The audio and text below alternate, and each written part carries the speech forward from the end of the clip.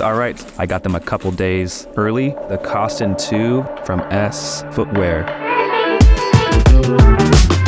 So here's what we're gonna do in this video. I'm gonna unbox the shoe. I'm gonna show you all the details and go through the S specs. I'm gonna show you how they look with the laces tied and with the laces tucked back. So whatever your preference is, you can kind of get a view of that. I'm gonna throw them on with some shorts, with some baggy pants, with some tapered pants, with some straight leg pants, so you can see what they look like on the foot. So stay tuned and watch the entire video if you wanna check out all that information and more. All right, you guys, I've been waiting for this. Let's see what we got here. The first time I've opened them up. All right, let's peel it back. Oh, dude.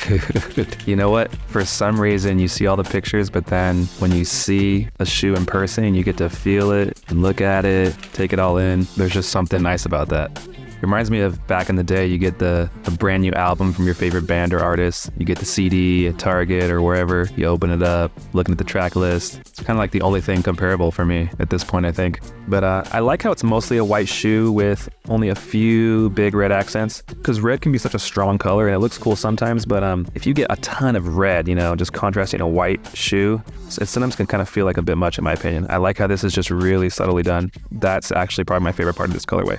So these are super nostalgic. Now, the Koston one was obviously a huge shoe back in the day, and this one being the second one, right? It was way different than the first Koston. You still had those three parts of the material that came up, which was very kind of reminiscent of those three lines that came down on the Koston ones. But the whole shoe it started getting way more techy and just super different. I remember not liking them as much as the Kostons, but I remember we were all tripping off of how different these were, but we were still like, it was still hyped up for us, you know, for me and my friends at least. Some people loved them and some people didn't. I have a feeling that, you know, we'll see if that reflects in the sales for S. That yellow, like I mentioned in my last video, that one I remember my friend having.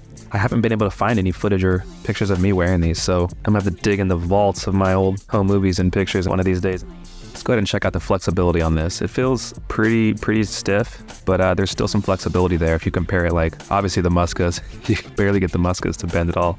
But these have some flexibility there. I did notice it left these little marks there on the shoe. I mean, I literally just did it as many times as you saw on camera, and now it already has these creases. I don't know. It feels tough and strong, but I feel like if you skated these, they might feel okay at first, but then maybe after you start to get a little hole in there, I feel like they might just all of a sudden start to really give way. I have no proof on that, but really wish this material felt a little more high quality. I'm really kind of concerned about how it's gonna look over time. All right, let's get these laced up here real quick.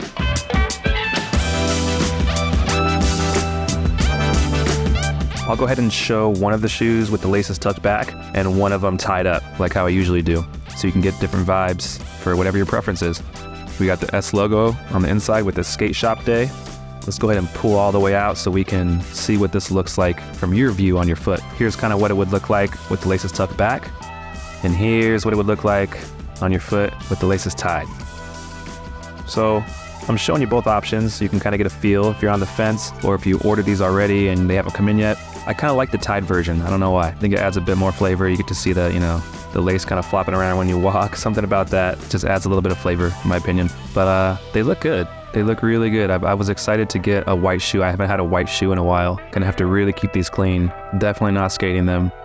All right, so let's go ahead and read these specs according to the S product PDF. We got triple stitch toe cap and ollie area. There's a ton of triple stitching all throughout the shoe. And then along those upper panels, we got double stitching that goes all the way up to those lace loops. And then we also got double stitching around the back heel with some single stitching around the S logo on the back, and also single stitching around the plastic red lace loops. And about halfway through the shoe, we got another single stitch that's putting together two of the panels on both the inside and outside of the shoe. And then we have on the toe, that little square patch there with the X that's holding in that front lace loop. If it didn't have that, it would kind of be odd. Like some of the action shoes, just a big toe with mesh. That's the only thing I'm not feeling about the actions that I got.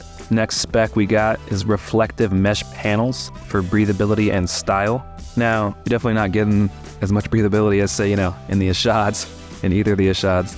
But I get it. You gotta have some specs to list there to market these up, so I understand. Honestly, these three little holes right here are probably gonna give you a lot more breathability than any of that mesh, because on the inside, the mesh is kind of sandwiched between other materials, especially on the collar. And I noticed they have all the same reflector accents as they did back in the day. They curve right under each lace loop there, and then they kind of go all the way around through the back where the S logo is, and then that whole oval on the back heel is also reflective. And then you also get that reflective detailing through the inside as well of the shoe, and then it goes all the way back across the ankle. The next spec we got padded tongue and collar for comfort. I can definitely vouch for that. This tongue is beefy, but it's also super pillowy and soft. Dude, it feels kind of like a Squishmallow, I'm not gonna lie.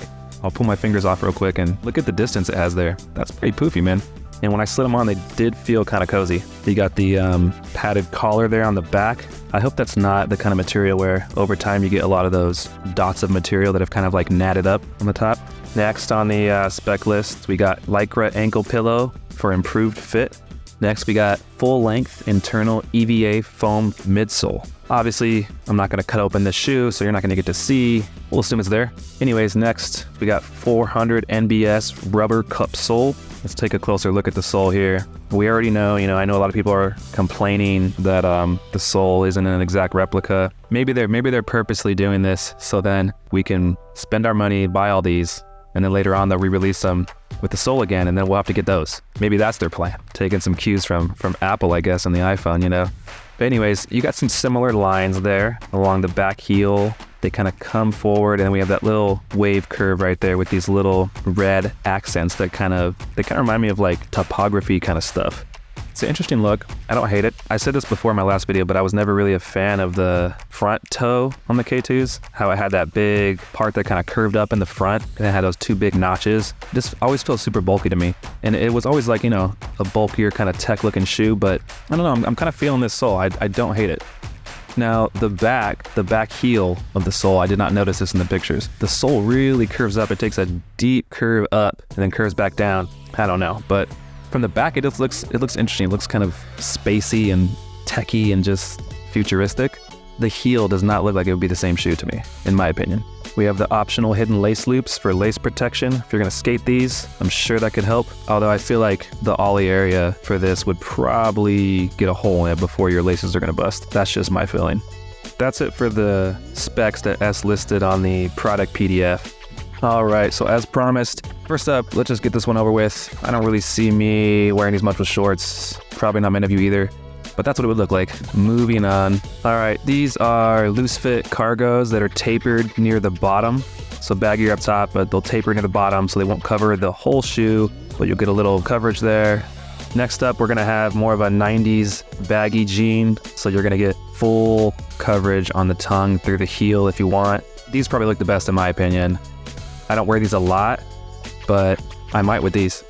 All right, and last up, these are just typical straight leg cut jeans. So they're not super loose, but they're also not very tight. They're not gonna cover a shoe that's this poofy and big, but that's kind of what those would look like. All right, so now I wanna get away from the specs that S listed and talk about some specific concerns and opinions that I had with some of the things that I noticed on this shoe. Now, I did notice on the toe cap, we have these weird little, I'll call them asterisks. I think I called them asterisks or stars when I was reviewing the 197s. But they actually, now they look closer, they look more like plus signs, a bunch of little plus signs. And it's interesting because it's obviously there, to add some extra grip and to have something that you can wear down before it gets to smooth it out that sole. But I don't know, they look kind of random. They look a little random to me. I feel like they could have done a better job with that. There's even one on my left shoe. If you look near the corner of the toe, there's a spot that's completely missing. But again, you're holding it far back, you're not noticing this. This is only looking super close, right? Now, let's take a look at the bottom of the shoe. The bottom of the shoe is interesting. It feels really strong, feels really grippy. I like that there's more space. That wavy, super thin line that the 197s had, I get a ton of little rocks and pebbles stuck in there, and I'm constantly having to, dig those out with a kebab stick or something.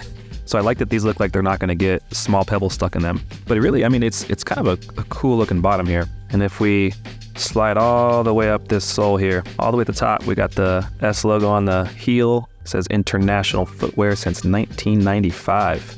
Got the little handle on the back heel there to help slide the shoe on, and also just adds a little bit of that 90s flavor. Anyways, that's about it for this shoe. Please shoot a like, subscribe, comment. Let me know if you got these. Let me know if you're planning to get them. I'm also curious, what colorway did you guys have? As usual, that's my question. What colorway did you have? Share it in the comments. We can reminisce. And if you want to see more unboxing videos, I got the Muska on there. I got the 197. I also have other skate and progression videos and some other silly stuff. So thanks for watching, guys. See you next time.